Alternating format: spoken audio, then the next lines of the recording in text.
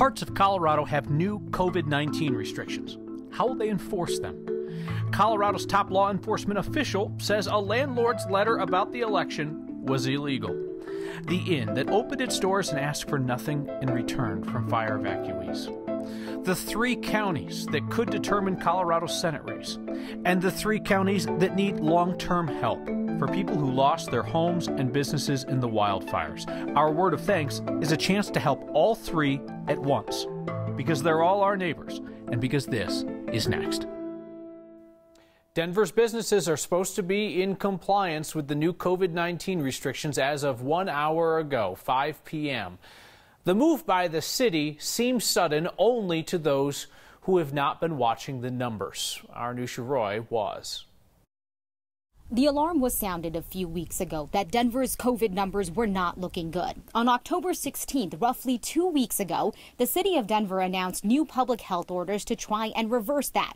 Thursday, we touched base with the city. We just issued our newest public health order, and the feedback that I've received from the state health department is that they are very pleased with our efforts to try to control our numbers here, and they want to give us an opportunity to do that. The city had a scheduled meeting with the state health department earlier this week and told us things can change quickly, and by Tuesday came the news. Due to the dramatic rise in our average daily case rates, positivity rate, and hospitalizations, Denver will be moved backwards to the state's dial system to safer at home level 3. The Denver Department of Public Health has been working with the Department of Safety, deputies, and police officers for enforcement. Denver police said their goal is still voluntary compliance first. This time around, the city is adding more people to the pool to monitor if people are following the rules. In addition to making sure businesses are following the rules, that you guys are making sure that there's more focus on what people individually are doing in public, whether that's the park or on 16th Street Mall. Yeah, that's correct. The city will take into account people need to get caught up on the new rules, but said for violations of requirements that haven't changed, we will still use enforcement tools to address significant violations. The city's next check-in with the state health department is in 2 weeks. To get back to level 2, we must reduce our average daily cases, positivity, and hospitalization rates back to levels allowable for it, and then hold those reduced numbers for 2 weeks. There are more than 20 counties across the state right now either working on stricter rules or mitigation to try to reverse the trends of their COVID numbers. That includes Adams and Arapahoe that are moving to stricter levels today as well, followed by another 2 counties, Kyle, by the end of the week. Anusha, we've talked here about the necessity for there to be clear guidelines for people so that we know what are the rules of the game. When are things going to change? Yeah, so what the state health department said when we asked them that is that there's 3 main metrics that I'm sure a lot of people have heard about, right? Hospitalizations, positivity, and your caseload. And essentially what they're saying is if those 3 metrics are met for 2 weeks, then that's when the state is going to start talking to public health agencies and looking at unique factors within their community and then start talking about any possible changes to the levels. The 3 main metrics we cover here almost nightly. Anusha, thank you. The trailer park owner who threatened to double rent if Joe Biden wins the elections got an official, hey, quit it, from the state attorney general's office. It was a cease and desist letter citing voter intimidation. People at Pagel's Trailer Park in Fort Morgan told us that they got a notice from the park's co-owner last week saying that if President Trump won, then their rent would be frozen for years. And it would be doubled if Joe Biden won. Democratic Attorney General Phil Weiser's office told Edward Pagel to knock that off and warned that they could take legal action, including if there's any retaliation for residents because they went public with this. So out of the 64 counties in Colorado, there are 3 that might reveal who Colorado is going to send to the U.S. Senate. 6 years ago, both Republican Cory Gardner and Democrat John Hickenlooper were running for office statewide. Gardner, of course, running for Senate, Hickenlooper running for governor. Politics guy Marshall Zellinger looks back as a way to look forward. What would election night be without some cool touchscreen graphics? I'm a stats nerd, so I've got a lot of data that I'm going to be looking at on election night, and I want to give you a preview of what I'll be looking at. We've got the election results from 2014 when Cory Gardner was on a statewide ballot and when John Hickenlooper was on a statewide ballot for different races. But look at this map. This is when Cory Gardner beat then Senator Mark Udall, and you can see the red areas are the counties that he beat Udall, even by just one vote. But just check out when I changed the map to show what John Hickenlooper did in his race for governor.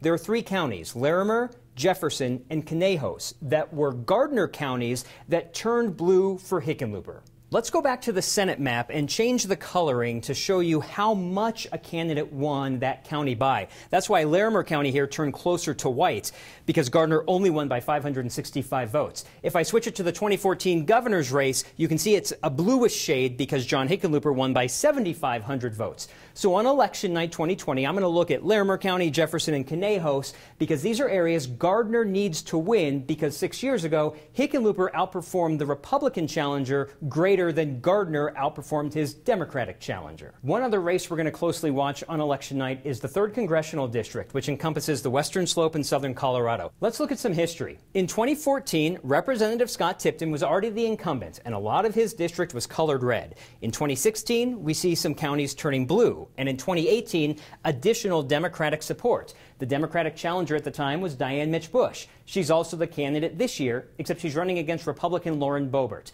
So on election night, we're not just going to use this technology for the Senate race, but we're going to look closer at that 3rd Congressional District and hone in on the specific counties and look at the vote difference in real time. And we'll be able to see how the 3rd Congressional District swings one way or the other just by looking at those specific counties.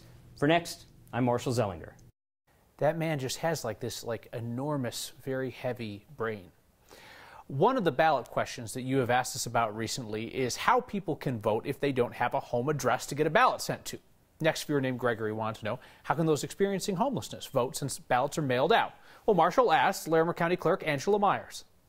All they got to do is let us know. They fill out a voter registration form just like everybody else. They have to note where they spend most of their time. So if they typically hang out on the corner of 5th and Main, they would put corner of 5th and Main. And then they have to also fill out the section of the voter registration form that asks them where they want their ballot mailed to. That could be a homeless shelter, it could be a church, it could be a friend's house, it could be anywhere they normally get their mail. You've also asked us how soon you should see your ballot show up in the tracking system once you drop it off.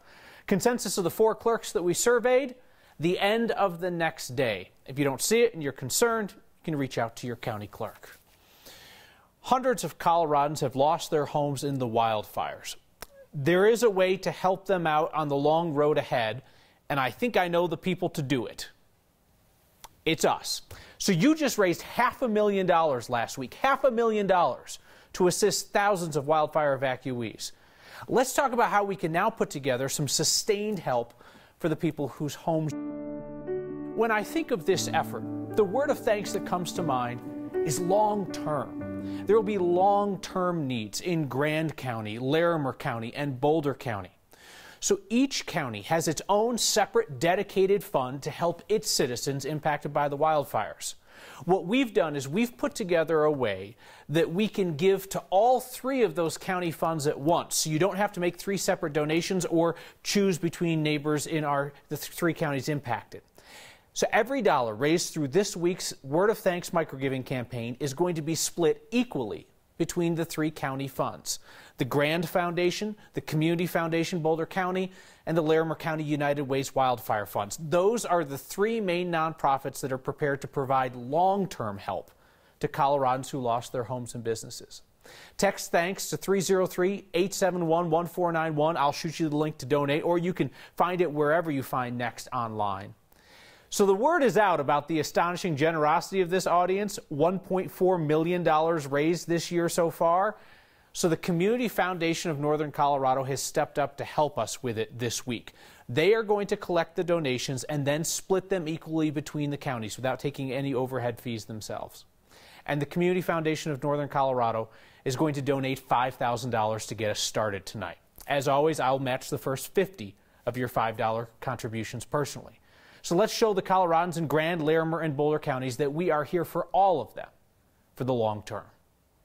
The order of the candidates' names on our ballots, it is both deliberate and random. Nothing random, though, about this act of kindness in Colorado. All I did was get the word out that we would take in evacuees for free. All they did absolutely meant the world. That's next.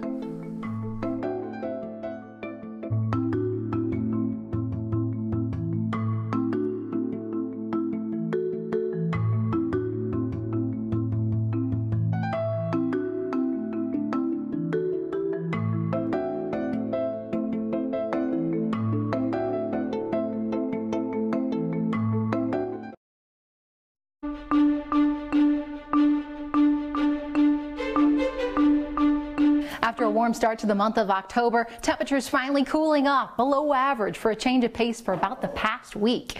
We've been watching that storm system sitting just to our south. It'll slowly shift off to the northeast. Plus, we've been watching Hurricane Zeta that is just pushing onshore near New Orleans, bringing them some pretty destructive winds. Back here in Colorado, still a few lingering showers going across the far southeastern corner of the state, but it'll be a pretty quiet night with temperatures falling into the teens and 20s. High pressure is back in business here in Colorado. That means a warm up on the way. Temperatures will sit in the upper 50s tomorrow for most of eastern Colorado, with 40s up in the high country. Low 60s Friday, a brief cool off for Halloween, and then heading toward November, the 70s return. Our next question came from all over the place, from Susan, Marty, and Bob among you, all curious about who determines the order of candidates on the ballots for each race. Susan points out it's not in alphabetical order, and she was wondering if it's just random. Here's how we do it. State law requires that candidates are ordered on the ballot in 3 tiers. Major party candidates first, then minor party candidates, then unaffiliated candidates. Within each tier, the candidates are ordered by a random drawing. That was held at the Secretary of State's office in July. For example, in the U.S. Senate race, Democrats won that random drawing, and that's why John Hickenlooper is up there before Senator Cory Gardner. They do that for each tier and each seat. There is one exception, you will note, and it is for president and vice president. It's ordered by the last name of the major party presidential candidates. That is why you see Biden first, then Trump, then all the minor party candidates in alphabetical order, then unaffiliated. Your ballot is full of candidates who are running this year, but one man has been running even longer. Marshall Zellinger. Why, though? Why would anyone run so much? Look at those medals, lined up all shiny and braggy like, you can chase me, but I can outrun you. But I ask you this, what is Marshall Zellinger running from? Because running is hard. Anyone who does it as much as Marshall must be running from something. Paid for by people who don't exercise and feel uncomfortable about Marshall's level of physical fitness. Disasters suck, man. We agree. And they suck less because of Coloradans like Heather, who create a home away from home for fire evacuees. We celebrate the goodness of this state and its people. Next. The Bradley Boulder Inn just said goodbye to its last guest for a little while. They're not going out of business or anything. This is a planned break for staff because they've spent so much of October hosting neighbors who were waiting to hear if they still had a home standing. Our photojournalist Mike Grady visited that safe haven for fire evacuees. This downtown Boulder area, you know, we're a tight community. My name is Heather Colleton, and I own the Bradley Boulder Inn. All I did was get the word out that we would take in evacuees for free. I called Celia and Randy and I said, look out, the phone's gonna ring. And then our phones blew up and we got people from every fire. We just took them in and we took care of them and gave them a warm place to stay. We took their pets and, you know, we don't even take pets here at the Bradley, but we took their pets. He brought in his bulldog that was 3 years old and was literally like as wide as he was long. He was just a sweetheart and he became kind of our mascot for the whole time. So that was Chunky the bulldog. People were just in probably the worst. I'm going to start crying if I have to do this. This is too sad. People were just in the worst times of their lives, and I was like, I'm not going to charge them $270 for a hotel room when they're, you know, they don't have a home anymore. 7 years. Today's the last day of our folks from Estes Park who are going to get to go home. We just have always done that for disasters because Disasters suck, man. You always have a home with the Bradleys. Right. Thank you. We'll be back. Okay. Good people all over the place, I'm telling you. The most Colorado thing we saw today was a bit of a pre-hibernation dilemma. A bear that literally bit off more than it could chew until some humans helped. That's next. The most Colorado thing we saw today is a carefully prepared meal for a hungry bear. Wildlife officers in the area of the East Troublesome Fire were responding to reports of a bear sighting yesterday. The animal wasn't injured, it was just struggling with a frozen elk carcass. So the officers were gracious enough to skin the elk so that it would be easier to eat for the bear. They say that the bear scampered up this tree when it saw humans, waited till they were done with the elk. They say that if this was a bigger bear, it probably would have tried to fight him for the carcass, but an older, larger bear probably wouldn't have needed the human help in preparing the pre-hibernation feast. So everybody won out. We're not going to walk away from our neighbors in northern Colorado who are going to need some long-term help after the recent wildfires. So our Word of Thanks microgiving campaign is using a new approach this week. If you text the word thanks to 303-871-1491, we're going to send you a single link, which is to donate to people in all 3 of the affected counties at once. You make one donation, and each dollar that you give will be split 3 ways. Of course, I'll match the first 50 gifts of $5. They're going to be split between the Grand Foundation, Community Foundation Boulder County, and the Larimer County United Way's Wildfire Fund. That money will be used to meet the longer-term needs for Coloradans who have lost their homes and businesses. The Community Foundation of Northern Colorado is getting us started tonight with a $5,000 gift of its own. So let's show Colorado how we do this around here. Mike Jenkins has a question. How can I see a list of all of the Word of Thanks recipients and how much money has been donated to each?